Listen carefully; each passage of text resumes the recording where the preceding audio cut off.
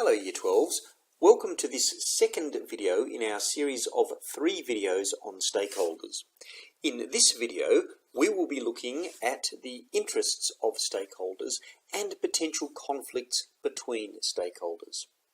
Now there are 3 things that you need to do while you're watching this video.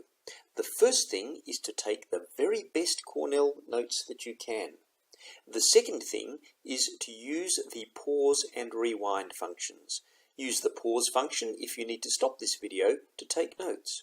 Use the rewind function if you think you've missed out on any information and you want to go back over that information. The third thing that you need to do is to have your summary books open in front of you, because as we go through this video, I'm going to show you how to summarize some of the information contained in it. And these summaries, in the form of a table and a diagram, need to be included in your summary book. Once you've finished watching these 3 videos, please make sure that you read the pages of the textbook referred to on this first slide. If you find any information from that reading that you think is useful, then please make sure you include that information in your Cornell notes. You'll recall that there are 2 learning intentions for this topic. The first learning intention requires you to be able to describe the characteristics of stakeholders of businesses, including their interests, potential conflicts between stakeholders, and corporate social responsibility considerations. In the first video, we focused on the characteristics of stakeholders of businesses.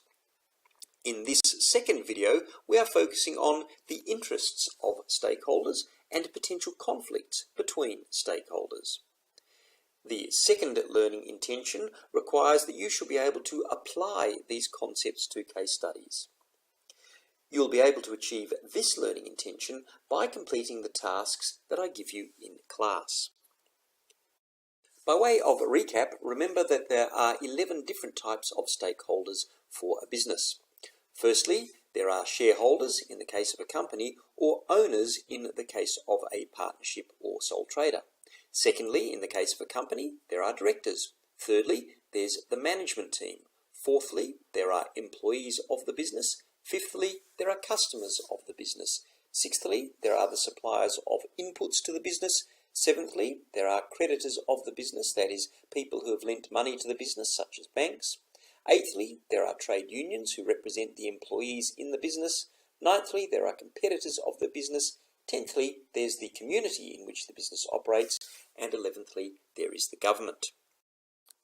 Now, different stakeholders will sometimes have conflicting, that is, inconsistent interests, and as a result, they'll place competing demands on the business. Importantly, a successful business is a business that is able to develop strategies that overcome these conflicts between different stakeholders. The key to a successful business is to try to keep all stakeholders happy. In addition to taking Cornell notes, I want you to include in your summary books the table on this slide and the diagram on the next slide. You may prefer to complete this table and the diagram either during this video or after you've finished watching this video. That's entirely up to you. This video consists of a series of slides, one for each of the 11 different types of stakeholders.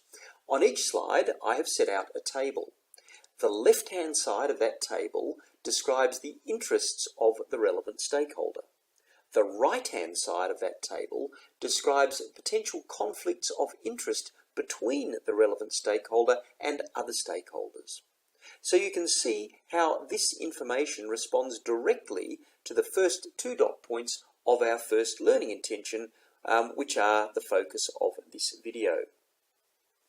To be absolutely clear, the information that you need to include in this table, which is to be included in your summary book, comes from the left-hand side of the tables on each of the following slides. That is, it relates to the interests that stakeholders have in a business.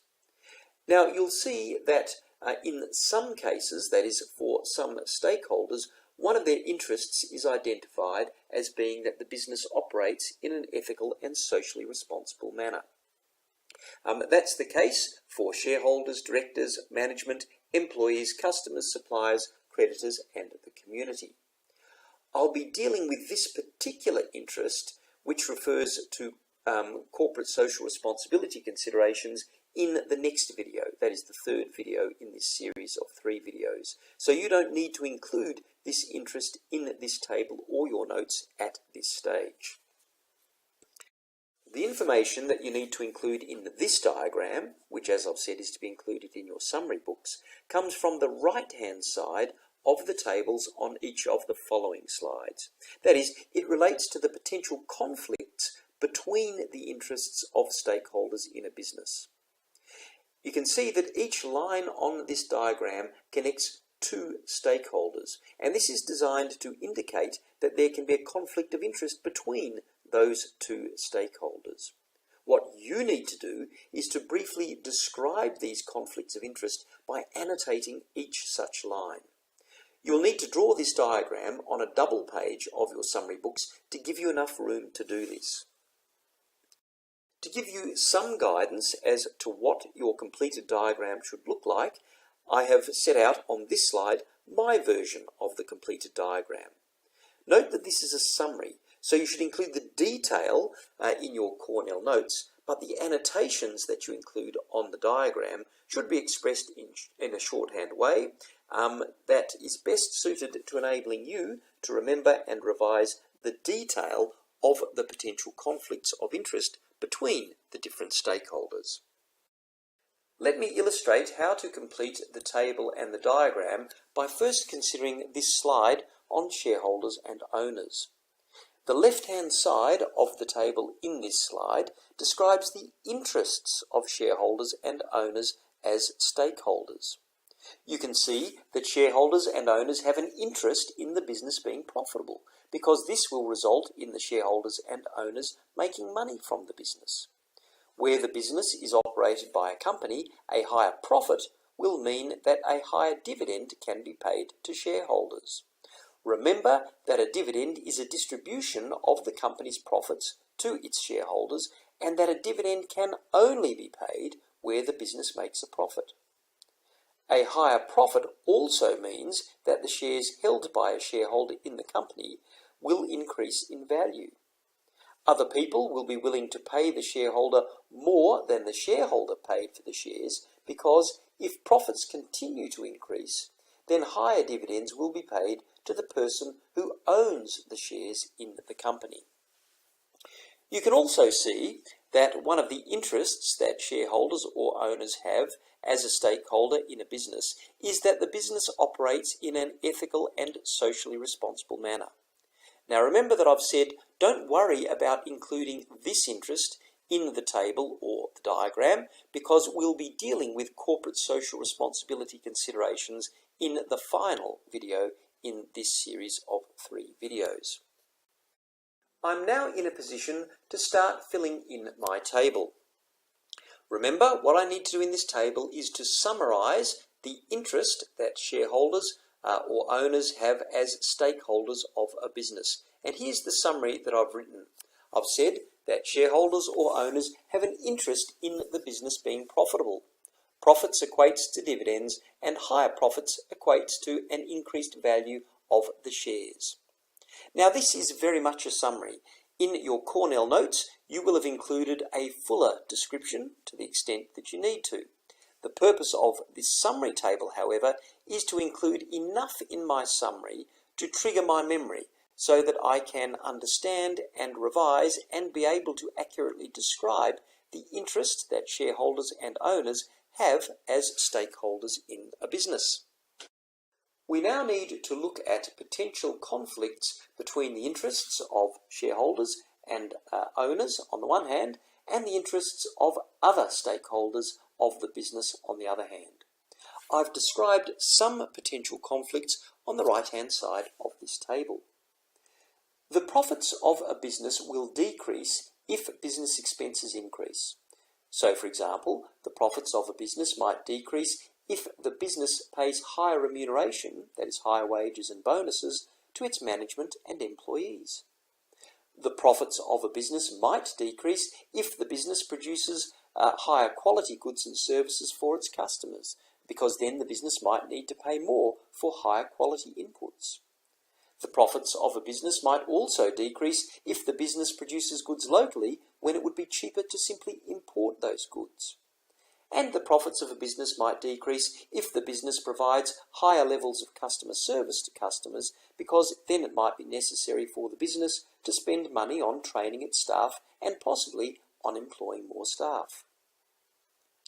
The profits of a business might decrease if the business pays for community projects, for example, as where the business sponsors a local sports team. And the profits of a business might decrease where the business needs to spend money to comply with government regulations, for example, as where the business operates a factory and the government passes a law that requires all factories to install safety fences. In such a case, the business will need to spend money to install a safety fence.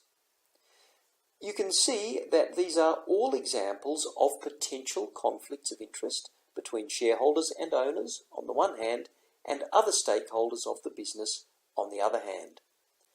Management and employees do have an interest in being paid higher remuneration, but shareholders and owners have an interest in the business making a profit, and paying higher remuneration to management and employees might decrease the profits of the business.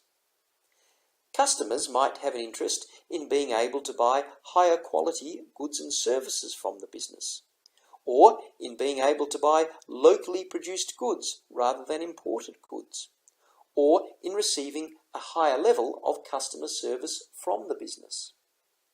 But shareholders and owners have an interest in the business making a profit, and paying for higher quality inputs, paying to produce goods locally when they can be imported more cheaply, and paying to train staff to provide higher levels of customer service might result in the profits of the business decreasing.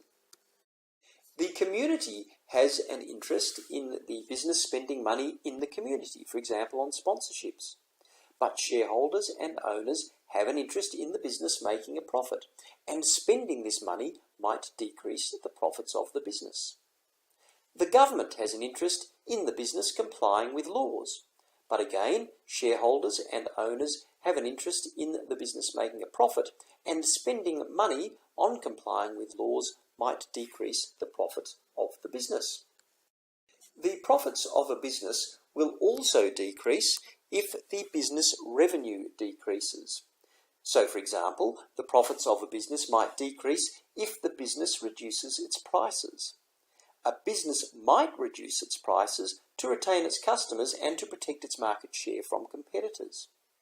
But shareholders and owners have an interest in the business making a profit, and if charging lower prices results in lower revenue, then this might reduce the profits of the business.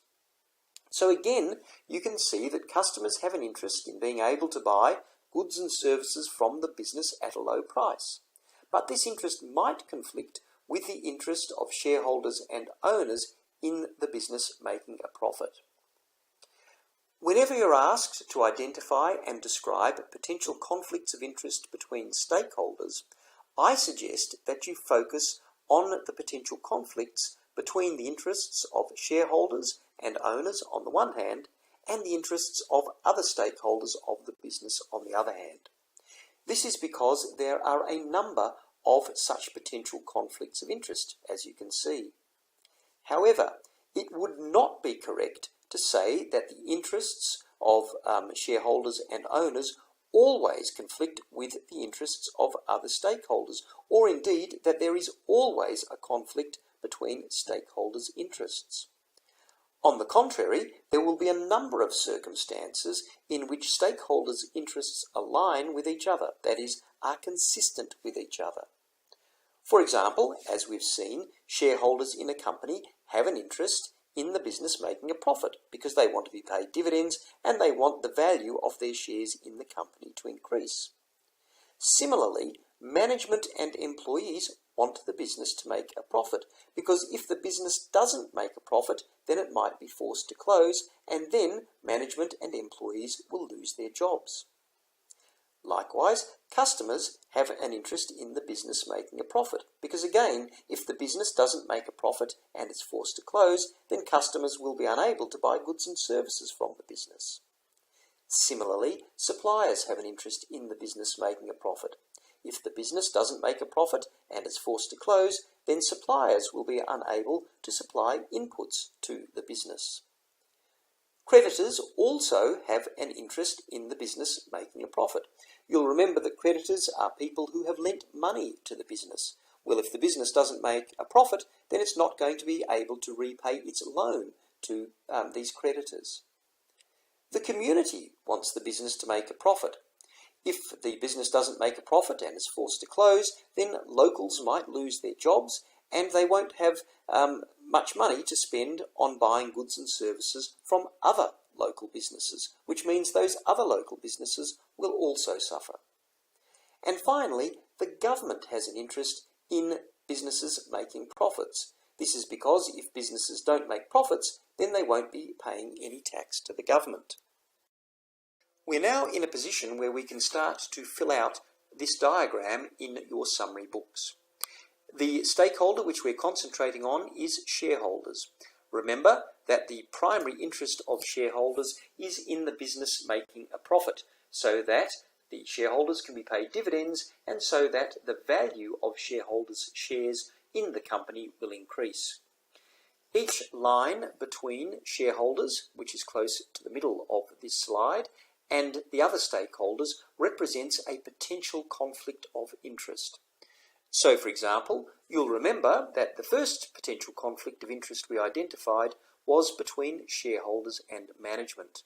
That conflict was between the interest of shareholders in the business making a profit and the interest of management in receiving higher remuneration. I've annotated the line between shareholders and management to reflect this conflict. The conflict is between higher profits through lower expenses, which is in the interests of shareholders, and higher remuneration, which is in the interests of management. You will note that I have identified shareholders in red, and that the red type used in the annotation or description, that is, for profits expenses, denotes that this is the interest of shareholders. You'll also note that I've identified management in brown, and that the brown type in the description or annotation used for the words higher remuneration denotes that this is in the interests of management. I've used a similar approach to identifying the other conflicts of interest between shareholders and other stakeholders. These are the conflict between the interest of shareholders in the business making a profit and the interest of employees in receiving higher remuneration. The conflict between the interest of shareholders in the business making a profit and the interest of consumers in being able to buy higher quality goods or services from the business, locally produced goods from the business, or in receiving higher levels of customer service from the business. The conflict between the interest of shareholders in the business making a profit and the interest of the community in the business spending money on community projects and in the business spending money on protecting the environment from possible damage caused by the operations of the business. The conflict between the interest of shareholders in the business making a profit and the interest of the government in the business complying with laws and in paying taxes. And finally, the conflict between the interest of shareholders in the business making a profit and the interest of customers in paying lower prices for the goods and services that are produced by the business. In subsequent slides, I've also identified other conflicts of interest between shareholders and other stakeholders. I've included these on this diagram at this stage simply for completeness. These are the conflict between the interest of directors in reinvesting profits made by the business in the business, for example, to expand the business, as opposed to the interest of shareholders in having those profits distributed to them by way of dividends. The conflict between management, who might want to increase the market share of the business by reducing the prices at which the business sells its goods and services, and on the other hand, the interest of shareholders in the business making a profit through increasing its revenue. The conflict between creditors who, if the business can't repay a loan that the creditors have made to the business, will want to be able to sell the assets of the business to recover payment for the loan, and the interests of shareholders who, if the business's assets are sold and the business is shut down, won't receive any dividends and will find that their shares become valueless. And finally, the conflict between trade unions who represent employees in the business and who have an interest in obtaining higher remuneration for the employees, protecting employees' jobs where technology is introduced into the business, and making sure that the conditions in the business are safe working conditions for employees, as against the interest of the shareholders in the business making a profit. Now you'll see that the annotations I've included are very much in summary form. The detail of the description of these conflicts should be included in your Cornell notes. The purpose of this diagram, which is included in your summary books, is just to enable you to include sufficient description so that you're able to understand and revise the different conflicts between, in this case, shareholders and other stakeholders. Now that you understand how to complete the table and diagram in your summary books, I will try to move through the remaining slides a bit more quickly. The second type of stakeholders of a business are the directors, at least where the business is owned by a company. The directors of a company have a number of interests as stakeholders in the business owned by the company. Their first interest is to develop and direct strategy for the business. Their second interest is to ensure that the company makes a profit. The directors of a company will want to develop a business strategy that results in the company making a profit because the company needs to make a profit to remain viable. The third interest that directors have as stakeholders in a business owned by the company is in ensuring that the company meets shareholder expectations concerning the payment of dividends and the value of shares in the company.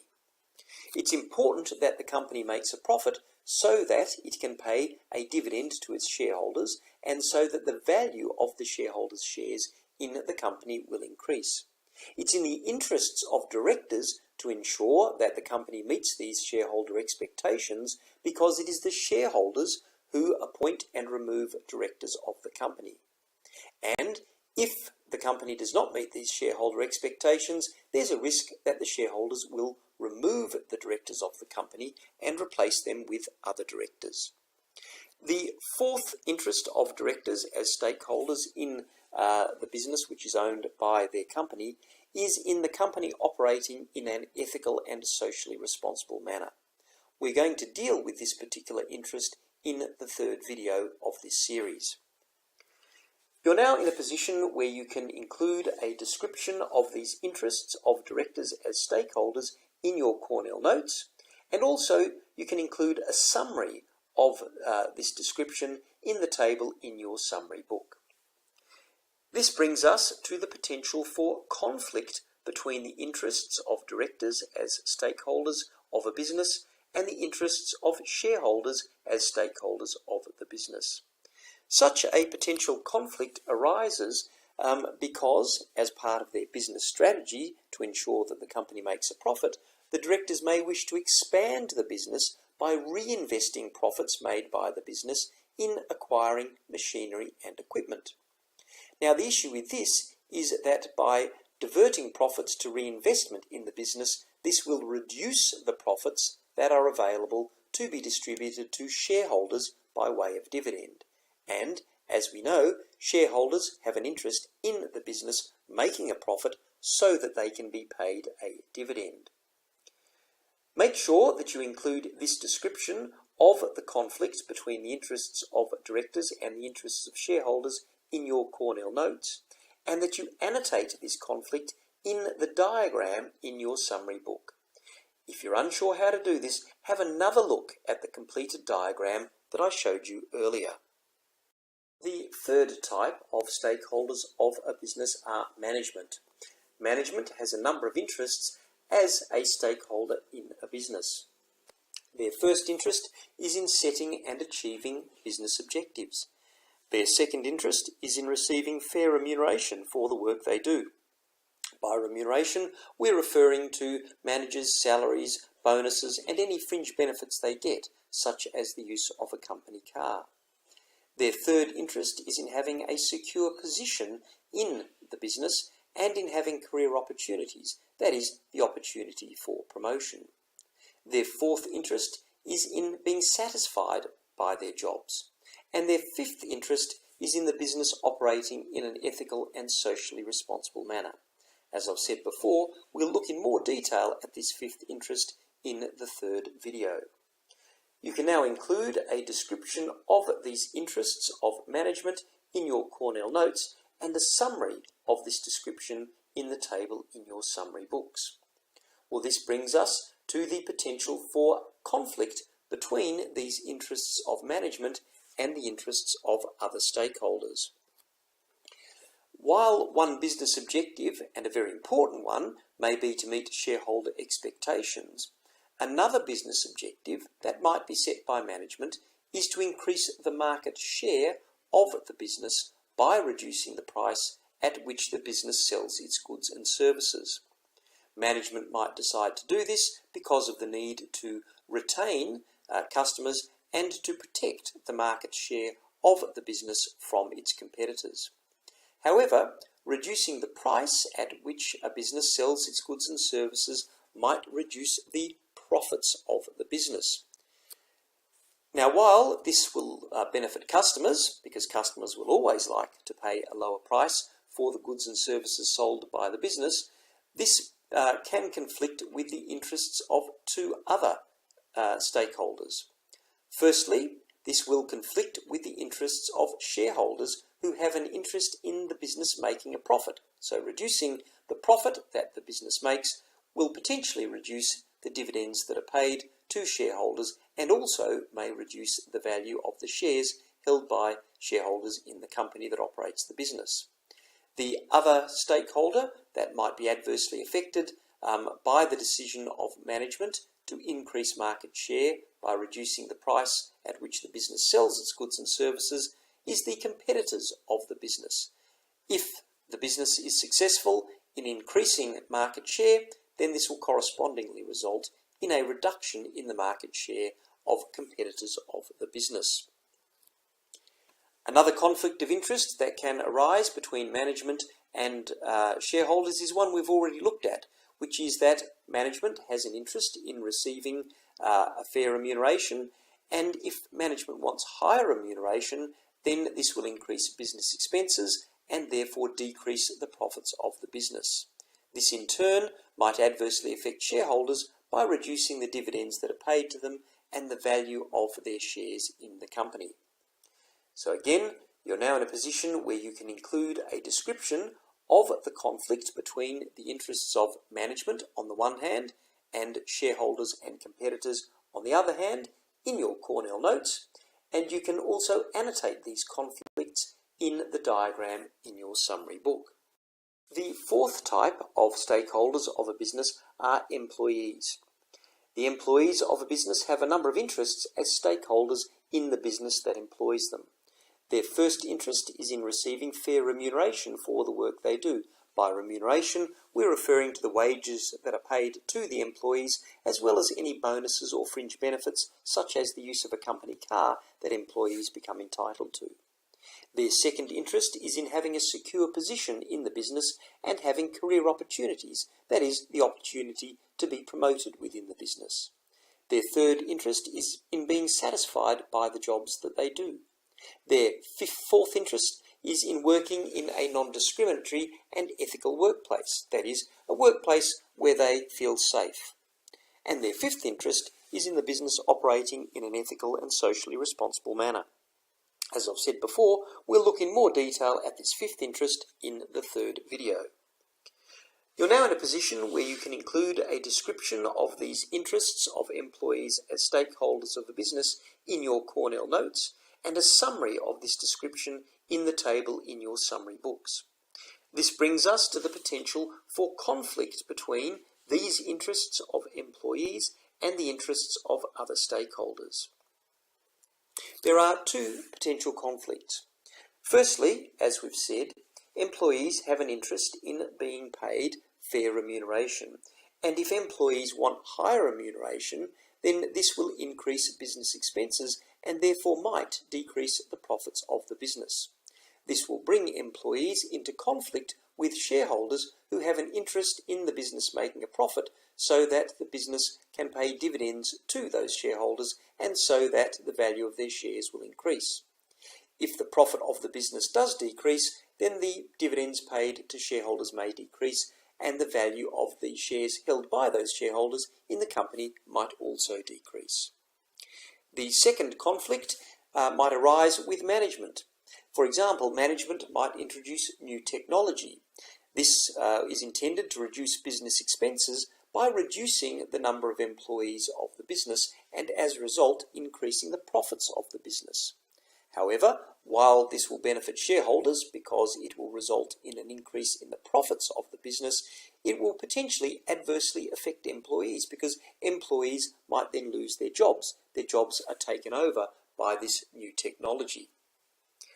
Alright, make sure that you include a description of these two conflicts between the interests of employees on the one hand and the interests of shareholders and management on the other hand in your Cornell notes, and that you annotate these conflicts in the diagram in your summary book. The fifth type of stakeholders of a business are customers. The customers of a business have a number of interests as stakeholders in that business. Their first interest is to be able to buy high quality or perhaps locally produced goods and services from the business. Their second interest is to receive high levels of customer service from the business. Their third interest is to pay competitive prices for the goods and services sold by the business. That is, prices that are as low as possible. And their fourth interest is in the business operating in an ethical and socially responsible manner. As I've said before, we'll look in more detail at this fourth interest in the third video. You can now include a description of each of these interests of customers in your Cornell notes and a summary of this description in the table in your summary book. This brings us to the potential for conflict between these interests of customers and the interests of other stakeholders. The primary potential conflict is between the interests of customers and the interests of shareholders, and we've already touched on this in some detail. While customers have an interest in being able to buy high quality goods and services from the business, it may be more expensive for the business to make higher quality goods and services because the business will need to buy higher quality and therefore more expensive inputs. While customers have an interest in being able to buy locally produced goods from the business, it may be that it is more expensive for the business to produce goods locally rather than to import them from overseas. While customers have an interest in receiving higher levels of customer service from the business may need to spend more money to provide these higher levels of customer service, for example, to train up its employees or perhaps to employ additional staff. In short, satisfying these interests of customers may result in the business increasing its expenses and therefore decreasing its profits. While customers have an interest in paying competitive prices for the goods and services that are supplied by the business, lower prices might reduce the revenue of the business, and this might also result in the profits of the business reducing. This will bring the interests of customers into conflict with the interests of shareholders, because shareholders have an interest in the business making a profit. If the profit of the business reduces, then the dividends paid by the business to the shareholders might decrease, and the value of the shareholders' shares in the company might fall. You can now include a description of this conflict between the interests of customers and the interests of shareholders in your Cornell notes. Because we've looked at these conflicts before, we've already annotated our diagram to reflect these conflicts between the interests of customers and the interests of shareholders, so you don't need to do this again. The sixth type of stakeholders of a business are the suppliers of inputs to that business. The suppliers of inputs to a business have a number of interests as stakeholders in that business. Their first interest is in the business paying for the inputs that they supply in full and on time. Their second interest is on selling inputs to the business at a set price for a long time. This is called a preferred supplier arrangement, and suppliers like these kinds of arrangements because they give them certainty about supply. The third interest that suppliers have is in the business operating in an ethical and socially responsible manner. As I've said before, we'll look in more detail at this third interest in the third video. You can now include a description of these interests of suppliers in your Cornell notes and a summary of this description in the table in your summary books. This brings us to the potential for conflict between these interests of suppliers and the interests of other stakeholders. The primary potential conflict is between the interests of suppliers and the interests of management.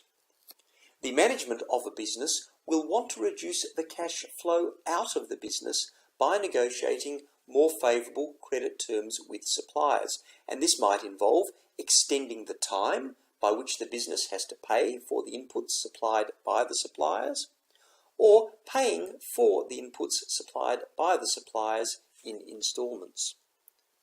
In addition, management will want to ensure that the business can purchase the inputs the business needs at the cheapest price, and this might mean that management doesn't want to lock the business into a long-term supply arrangement with any particular supplier.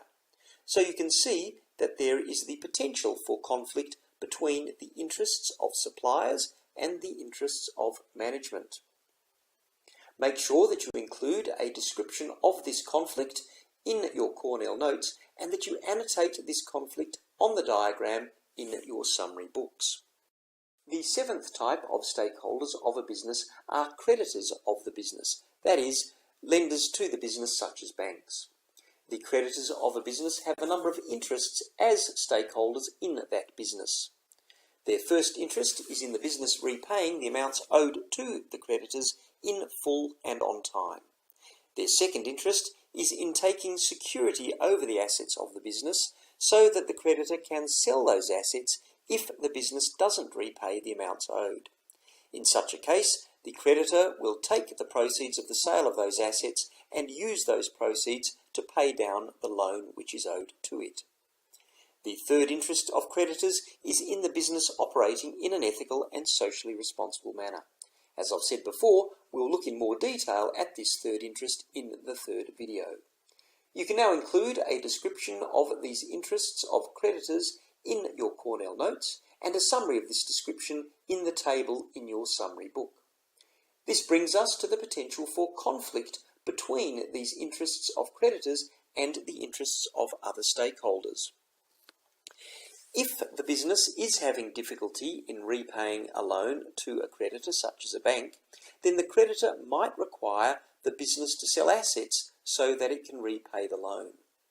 If the business needs to sell a lot of its assets, then this might affect the ability of the business to continue to operate, and in fact the business might have to shut down.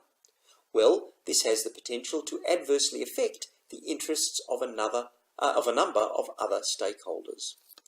Shareholders will be adversely affected because they will no longer be receiving dividends and their shares will be worthless. The management and employees of the business will be adversely affected because they'll lose their jobs. Customers of the business will be adversely affected because they can no longer buy goods and services from the business. Suppliers of inputs to the business will be adversely affected because they can no longer sell inputs to the business. The community in which the business operates will be adversely affected because employees who live locally will have lost their jobs and they won't have as much money to spend at local businesses, which in turn will impact on those local businesses. And the government will be adversely affected because if the business is shut down, it's not making any profit and therefore it won't be paying any tax to the government. Make sure that you include a description of the conflict between the interests of creditors and the interests of shareholders, management, employees, customers, suppliers, the community, and the government in your Cornell notes. Also annotate these conflicts of interest in the diagram in your summary books. The eighth type of stakeholders are trade unions who represent employees of the business. Trade unions have a number of interests as stakeholders in a business. Their first interest is in employees of the business becoming union members. Their second interest is in negotiating fair terms and conditions on which union members are employed in the business. Their third interest is in being involved in management decisions relating to employees who are union members, for example, decisions about redundancies and the introduction of new technology. And their fourth interest is in ensuring the welfare of employees of the business who are union members, for example, in ensuring that working conditions at the business are safe. You can include a description of each of these interests in your Cornell notes and a summary of this description in the table in your summary book. This brings us to the potential for conflict between these interests of trade unions and the interests of other stakeholders. The primary potential conflict is between the interests of trade unions and the interests of shareholders. This conflict arises because trade unions will try to protect the interests of employees who are union members by negotiating higher remuneration for those employees, protecting employees' jobs where they are threatened by the business introducing new technology, and negotiating safer working conditions for employees. The reason that these actions bring trade unions into conflict with shareholders is that each of these actions involve the business incurring expenses and therefore potentially decreasing the profits of the business. If the trade unions are able to negotiate higher remuneration for employees, it means that the business is paying more money out for remuneration of its employees. If the business is trying to introduce new technology and the trade unions resist the introduction of that new technology because it threatens employees' jobs, then that is stopping the business from cutting expenses by replacing employees with the new technology. And again, that can adversely affect the profits of the business. If the trade union is successful in negotiating safer working conditions for employees at the business, then the business will incur expenses in putting in place those safer working conditions. And again, that will potentially decrease the profits of the business. Wherever the profits of the business are decreased, then this has the potential to adversely affect shareholders because it means that the dividends that are paid to them might be reduced and the value of their shares in the company might also be reduced. Make sure that you include a description of the conflict between the interests of trade unions and the interests of shareholders in your Cornell notes, and that you annotate this conflict in the diagram in your summary books. The ninth type of stakeholders of a business are the competitors of the business. The primary interest of the competitors of a business as a stakeholder in the business is to gain a competitive advantage over the business by competing on price or quality. Competitors of the business will try to take market share away from the business by either selling their goods and services at lower prices and therefore attracting customers away from the business where those customers are after lower prices, or increasing the quality of their goods and services and therefore attracting customers away from the business where those customers want to buy higher quality goods and services. The primary conflict that can arise between competitors and other stakeholders is the conflict between competitors on the one hand and shareholders and employees on the other hand. Shareholders will be adversely affected by competitors who take away market share of the business because it means that the business will be losing revenue and as a result the profit of the business will be reduced. If the profit of the business is reduced, then lower dividends will be paid to shareholders and the value of the shareholders' shares in the business might fall. Employees will also be adversely affected by competitors who take away the market share of the business because the business might be forced to sack employees as it's no longer making such a large profit, and those employees may lose their jobs. Make sure you include a description of these interests of competitors and of the potential conflicts in your Cornell notes, and that you include a summary of the description of the interests of competitors in your summary book, and that you annotate the diagram in your summary book with the conflict of interest between competitors on the one hand and shareholders and employees on the other hand. The 10th stakeholder of a business is the community in which the business operates.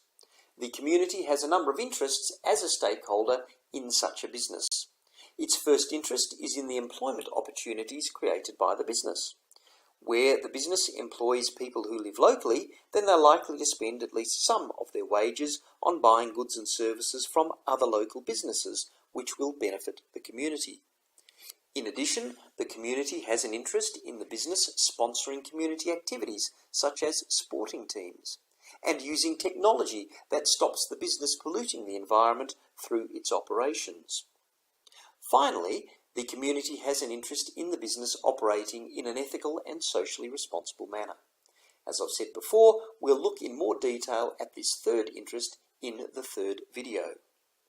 Make sure that you include a description of the interests of the community in your Cornell notes, and that you include a summary of that description in the table in your summary books. This then brings us to the potential for conflict between the interests of the community and the interests of other stakeholders. The primary potential conflict is between the interests of the community and the interests of shareholders. This is because it costs money for the business to sponsor community activities, and it costs money for the business to install technology to prevent pollution. This in turn means that the profits of the business might be reduced. However, as we've seen, the shareholders have an interest in the business making a profit, and any reduction in the profit made by the business might reduce the dividends which are paid to the shareholders and might result in a reduction in the value of the shareholders' shares in the company. You can now include a description of this conflict between the interests of the community and the interests of shareholders in your Cornell notes. In the diagram in your summary books, you should already have annotated the diagram to include this conflict. If you haven't, though, make sure that you do so now. Well, we're finally here. The 11th and last stakeholder of a business is the government. The government has a number of interests as a stakeholder in a business. Its first interest is in receiving tax payable on the profits of the business. Its second interest is in making laws that regulate the operations of the business. For example, there are laws that regulate the terms and conditions on which people can be employed in businesses, workplace safety, environmental protection, and consumer protection. And the third interest of the government as a stakeholder is in providing incentives for the business, such as subsidies. Subsidies are payments that the government makes to keep a business operating. For example, the government used to pay significant subsidies to motor car manufacturers such as Ford and Holden to keep them operating in Australia. Now, in your Cornell notes, please include a description of these interests of the government and include a summary of this description in the table in your summary books. This brings us to the potential for conflict between these interests of the government and the interests of other stakeholders. The primary potential conflict is between the interests of the government and the interests of shareholders. The reason for this is that it costs money for the business to pay taxes and to comply with laws. And as we know, where the business incurs expenses, then this may decrease the profits of the business, and this in turn might adversely affect shareholders by reducing the dividends which are paid to shareholders and the value of their shares in the company. So you can see that there's a potential conflict between the interests of government and the interests of shareholders. Insofar as the government pays subsidies to a business to keep the business operating, there's also a potential conflict between the interests of the government and the interests of the community. The reason for this is that the government uses money from taxpayers to pay subsidies to businesses. And what this means is that it is effectively the community that is paying for these subsidies. So now you can include a description of these conflicts of interest between, on the one hand, the government, and on the other hand, shareholders and the community in your Cornell notes, and you can annotate these conflicts on the diagram in your summary books. So here's an example of what the diagram in your summary book might now look like. The important thing, though, is that you have annotated the diagram in a way that makes sense to you.